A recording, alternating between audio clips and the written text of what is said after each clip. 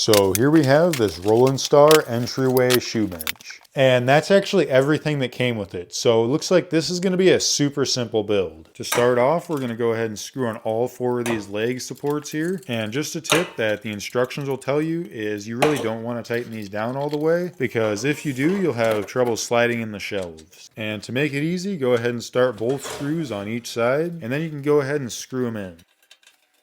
And then just a little mistake I made, make sure you put the other shelf in with the first one or it won't fit. So I just unscrewed it enough so I could fit it in and then screwed it all together. Then screw on the leveling feet. And there's also these protective rubber pads you can put on the corners if you want to, but I'm not going to. And there we go, it's all put together. And I actually already tested this out and it fits my shoes perfectly. As you saw, the bench was actually super simple to build and it only took maybe 15 minutes. The build itself is pretty solid and the bench is super sturdy. There is a little bit of bending in the center when I really try and bounce on it, but it's nothing major and nowhere near enough to break it in half. The shelves below are just this metal mesh here, and it's pretty solid too. Now, I'm a big fan of this rustic brown laminate, and in this bench, they actually paired it with this rustic metal. They actually painted over some spots with this copper paint and made it look kind of rusty, which I think is a pretty neat touch. And I'm glad they included these leveling feet here because they're super helpful, but they should have been black instead of white because they don't match the rest of the bench. Anyway, apart from that, this is just a really solid bench.